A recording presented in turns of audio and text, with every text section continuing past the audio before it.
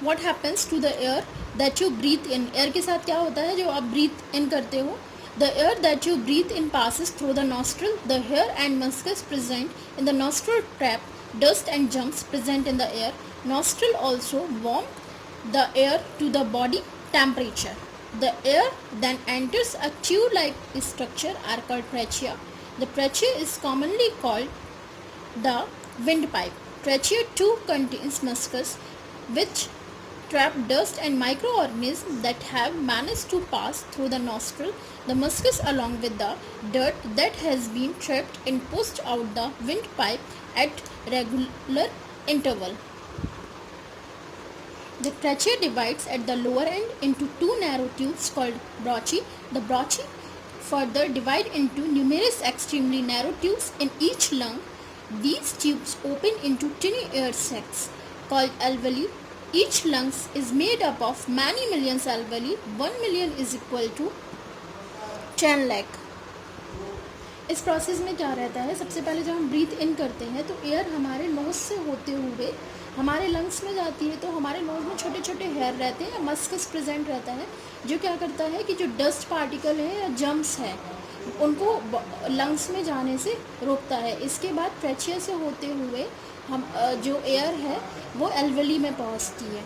इसके बाद gases exchange in human body कैसे होता है. Gases exchange is the process that constantly supplies the blood with the fresh oxygen and keep in the removing most of the carbon dioxide that has collected in the blood. Oxygen fresh oxygen को हमारे lungs में पहुंचा रही है और carbon dioxide को remove कर रही है. फ्रेश ऑक्सीजन कैसे पहुंच रही है, मैंने बताया था ना कि हेयर और मस्कस रहते हैं आपके नोज़ में, जो जम्स और डस्ट पार्टिकल को क्या करते हैं, अलग कर देते हैं. नहीं तो वैसे तो आपके बॉडी में सारी एयर पहुंच जाएगी.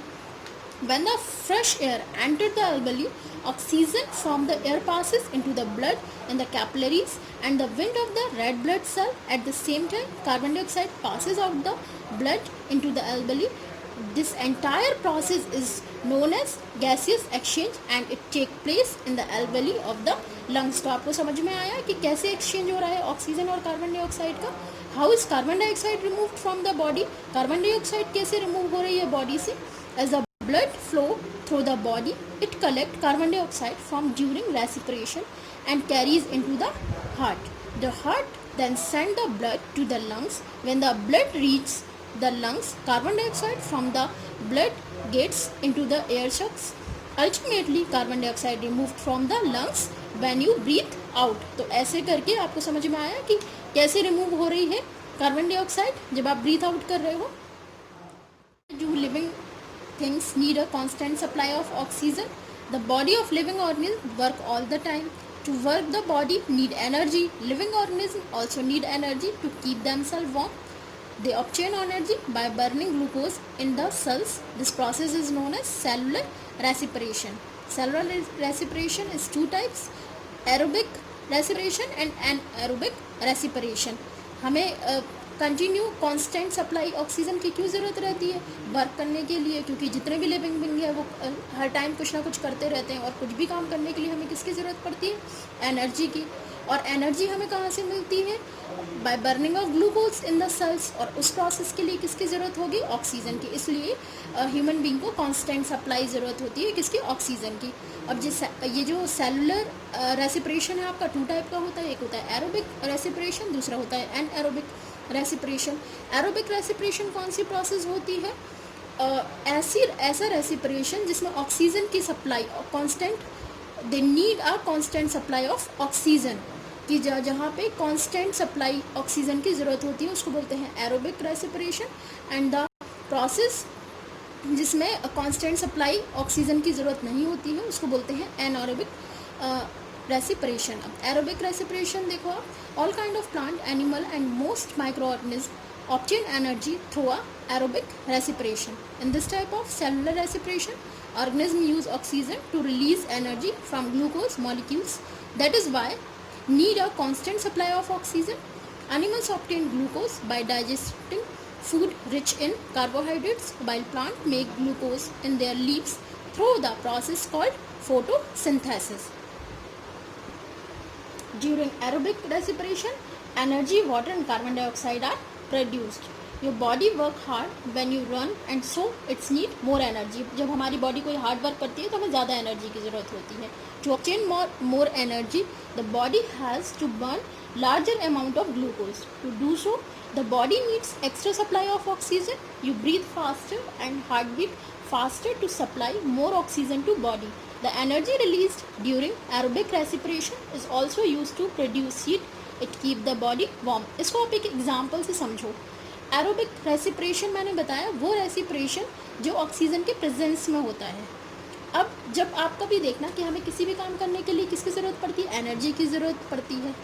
जब भी हम रनिंग करते हैं या कुछ ऐसा काम करते हैं जो हार्ड है तो उसमें क्या होता है कि हमारी हार्ट बीट बहुत तेज़ होने लगती है, ब्रीथिंग हमारी फास्टर होने लगती है.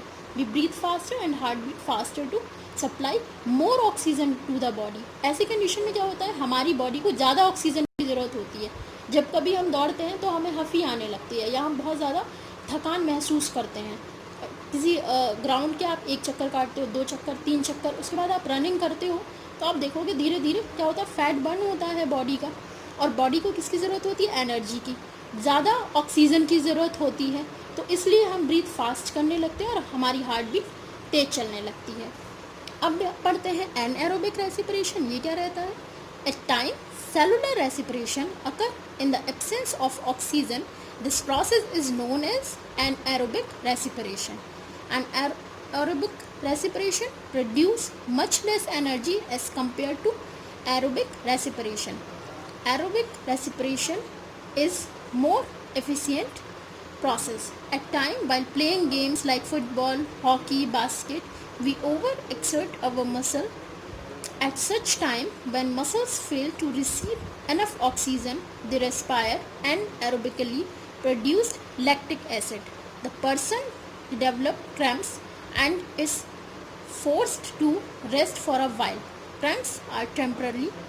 While the person rests, muscles collect enough oxygen and begin to respire normally, and the meantime the lactic acid break down and cramps gradually disappear. Anaerobic respiration क्या है, एक ऐसी प्रोसेस है जो बिना ऑक्सीजन के होता है. और ये यीस्ट है, आपका फंगी है, जितने भी माइक्रोस्कोपिक वो हैं वो एनारोबिक रेसिपिरेशन करते हैं. लेकिन जितने भी ह्यूमन बींग्स हैं या प्लांट्स हैं, एनिमल्स हैं, वो एरोबिक रेसिपिरेशन करते हैं. कई बार आप क्या देखते हो जब हम बहुत कुछ हार्ड काम करते हैं या आप जैसे कोई गेम खेल रहे हैं लाइक फुटबॉल, हॉकी, बास्केटबॉल, कई बार आप देखते हो हमारी मसल्स एक्सर्ट होती हैं, ओवर एक्सर्शन हो जाता है हमें, जिसकी वजह से हमें क्या एकदम से थकान महसूस होने लगती है. उसका रीज़न क्या है कि हमारे लंग्स में या हमारी बॉडी में ऑक्सीजन की कमी होने लगती है. जितनी मात्रा में हमें ऑक्सीजन चाहिए उतनी ऑक्सीजन पहुंच नहीं पाती है, जिससे क्या होता है लैक्टिक एसिड जमा हो जाता है. जब ये लैक्टिक एसिड जमा हो जाता है तो उससे हमें थकान महसूस होने लगती है. और जब हम थोड़ी देर रेस्ट करते हैं, रिलीफ करते हैं, तो ऑक्सीजन की जो मात्रा है वो बैलेंस हो जाती है. फिर उसके बाद हमें थकान महसूस नहीं होती है. Anaerobic respiration in micro organism वो वही है कि बिना ऑक्सीजन के. How do other organism breathe. Other organism कैसे ब्रीथ करते हैं. All kind of plants, animal and micro organism obtain energy through aerobic respiration to meet the body oxygen requirements. Animals have respiratory system which are made up of specialized organ. Respiration in plants.